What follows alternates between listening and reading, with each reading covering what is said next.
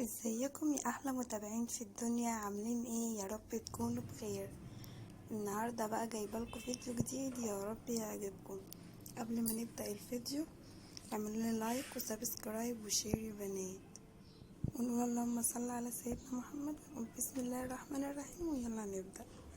النهارده بقى انا هعمل معاكم المطبخ اول روتين ليا معاكم فيه على القناه. هشيل كل الحاجات اللي على الرخامه دي وهنظبط ونخلي الدنيا زي القشطة ان شاء الله. وسامحوني بقى لو التصوير مش حلو، انا اول مرة اصور روتين زي كده، وان شاء الله هحسن من كل حاجة عشان خاطركم. هبدأ اشيل كل الحاجات اللي على الرخامة دي وهمسحها. هو اولا ده مش مطبخي، ده مطبخ حماتي، يعني مش مطبخ حماتي، يعني دي زي مطبخ المعيشة، يعني اللي بنعمل فيه الاكل وكده. وهو يعني بعد ما بنخلص بيبقى المنظر دوت. هو بصراحة يعني كان ما عملناهوش امبارح، فصحيت الصبح عملته. ودي الاطباق البلاستيك، هي دي كانت مدعوكة، يعني كانت نضيفة مغسولة. هرصها واحطها في مكانها، احطها على بعضيها كده واحطها في الطرفة بتاعتها.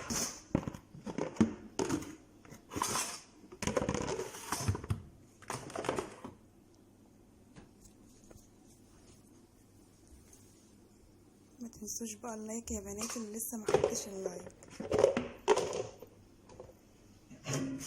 كده انا رصيتها كده، هحطها في مكانها وهبدأ اشيل كل اللي على الرخامة. الحاجات دي كانت نضيفة.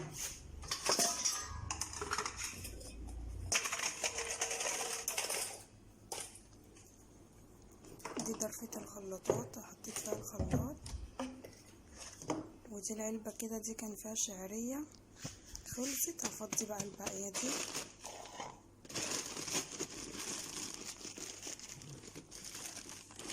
حلوة بصراحة، بدل ما كانت محطوطة كده حطيتها في العلبة بتاعتها دي، بتسهل علينا كتير بصراحة. انا ما كنتش عارفة اصور عشان كنت ماسكة التليفون، ان شاء الله هجيب استند. ودي بقول لكم انا فضيتها، هحطها بقى في مكانها.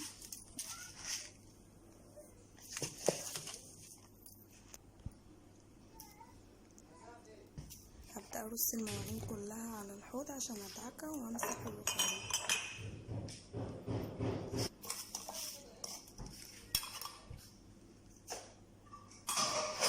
انا اسفة على المنظر يا جماعة، والله كنت مكسوفة ان انزل الفيديو دوت، فناس ما تتكسفيش. هو روتين تشجيعي كده يا بنات، وان شاء الله هطور من كل حاجة عشان خاطركم.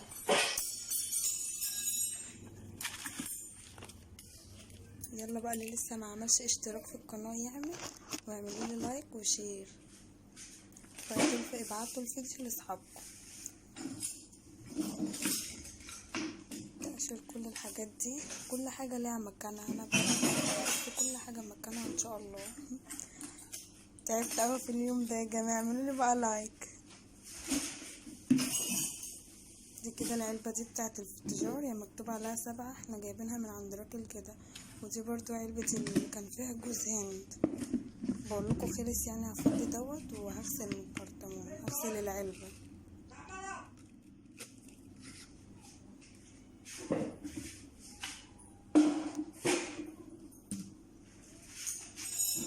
كده دول عشانهم.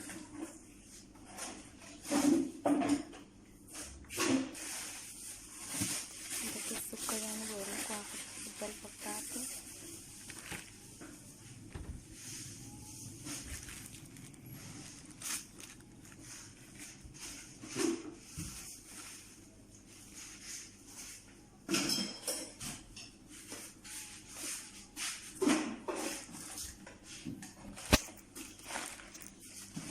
كده الحمد لله روقت الرخامة،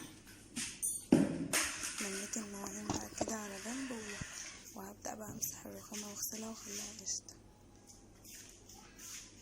ان شاء الله هعمل المطبخ من تحت في فيديو تاني معاكم، بس شجعوني بقى.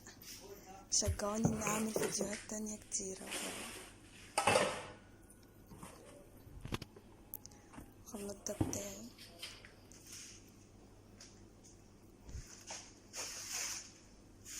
هي الرخامة دي كده كان مفتوحة، احنا سديناها عشان نحط فيها الحاجات اللي من فوق دي.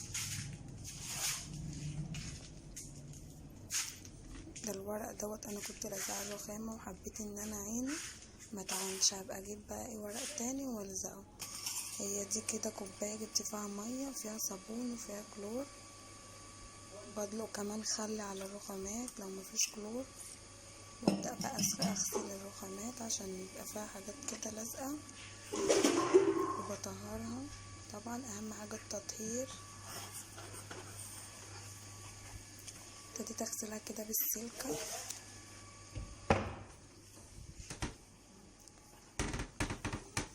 بعد كده همسحها بحتة مبلولة، وبعد كده همسحها بحتة ناشفة، وساعات بدلق عليها مية.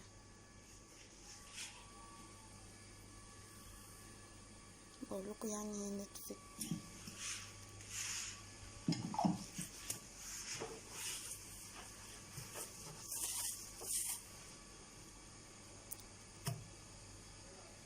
لو وصلتوا لغاية هنا من الفيديو ما تنسوش تصلوا بقى على سيدنا محمد، وتشجعوني بقى بلايك ويارانيات وشير وسبسكرايب. دلقت شوية مية على الهشمة دي، جو حر بقى.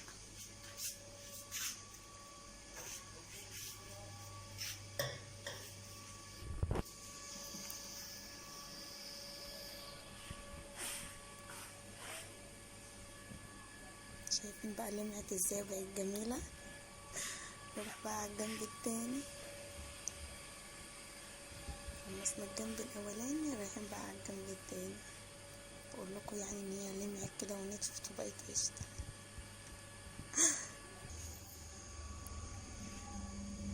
انا اسفة يا جماعة على المنظر.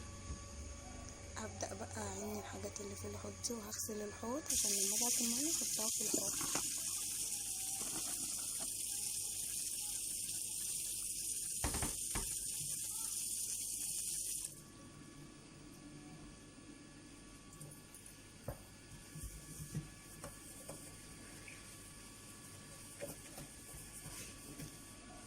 بغسل الحوض اهو.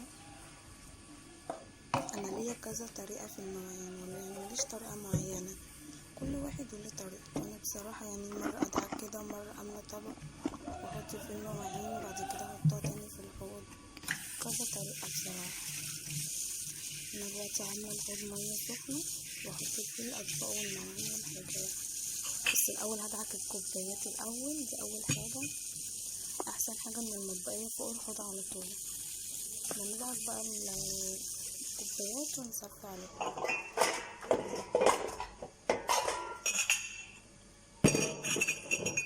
اي كوباية فيها حاجة كده بننضفها الاول قبل ما ندعكها طبعا.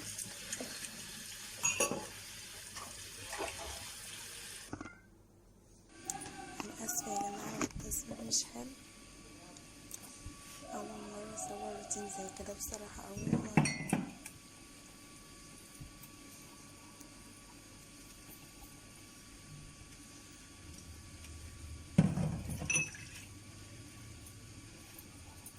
كان نفسي اسرع الفيديو.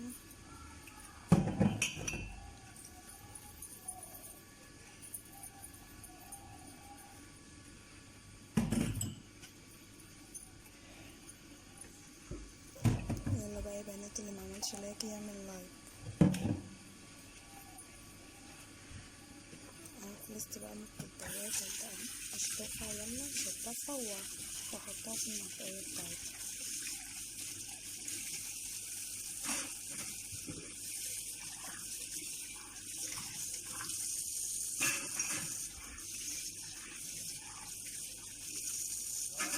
لو في اي سؤال عايزين تسألوني فيه هجاوبكم عليه ان شاء الله.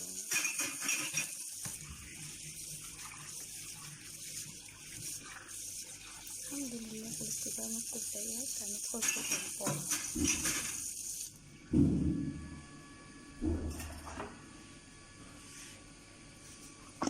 بقولكوا يعني حطيت مية سخنة في الحوض هبدأ بقى احط فيها الاطباق عشان لو في حاجة يعني لازقة في الطبق ولا كده بكل سهولة بتتعمل.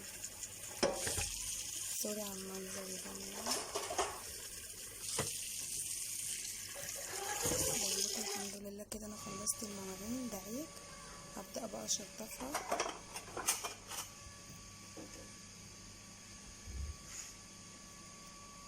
هي مش دي المواعين كلها بصراحة، لسه في مواعين تاني، بس قلت عشان ما اكونش على نفسي انا دعكت دول وهشطفهم.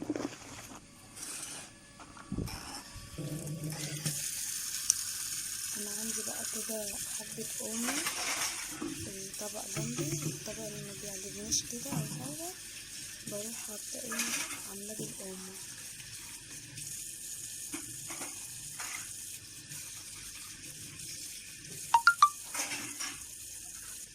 وكل واحد طبعا بيعمل بالطريقة اللي بتريحه. انا قلت زي ما قلت لكم انا ليا كذا طريقة.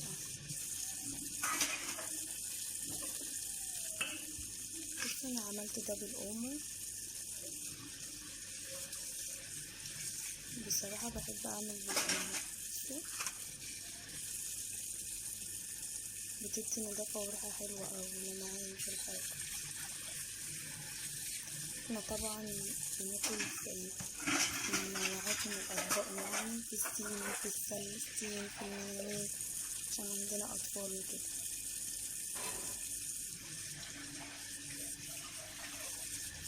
دي كده الكبة بتاعت البصل، ليها مكان جنب الخلاط.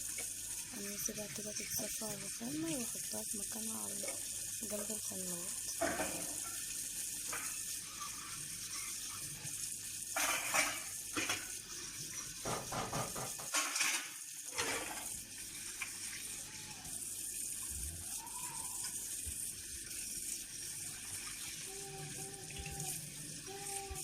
يلا يا جماعة فرحوني بقى، اعملوا لايك واعملوا لي شير لاصحابكم.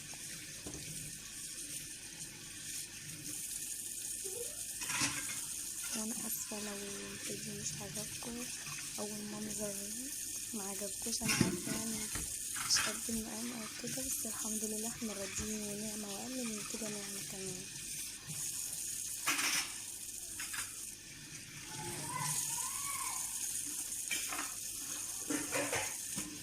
برضه دعكت بالاومو كده، بحس ان الحاجة بتلمع كده وبتبقى نظيفة. ايوه ايه ماشي.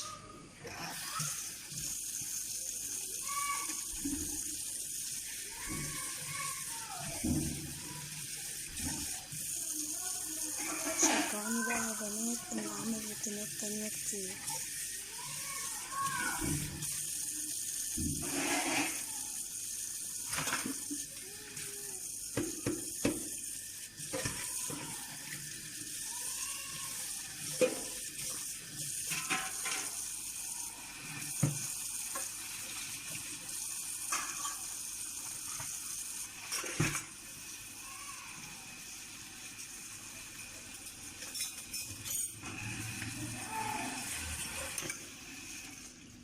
دي كده المعالق بقى،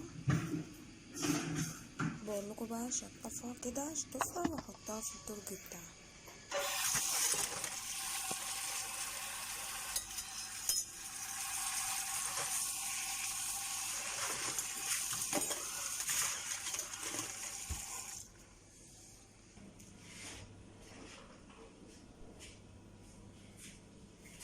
الحمد لله خلصت نص المواعين ولسه النص التاني.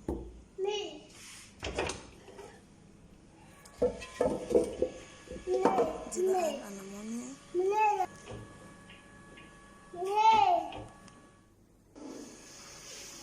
الحمد لله بعد يوم طويل وتعب كتير خلصت المطبخ.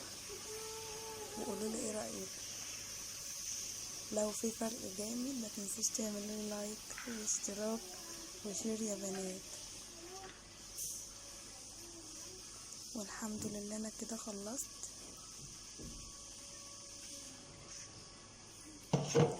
هنزل لكم فيديو تاني في طريقة الألمونيا ازاي بتتلمع. ما تنسوش بقى يا جماعة تعملوا لايك واشتراك وسبسكرايب. اشوفكم في رعاية الله في فيديو تاني جديد. مع السلامة.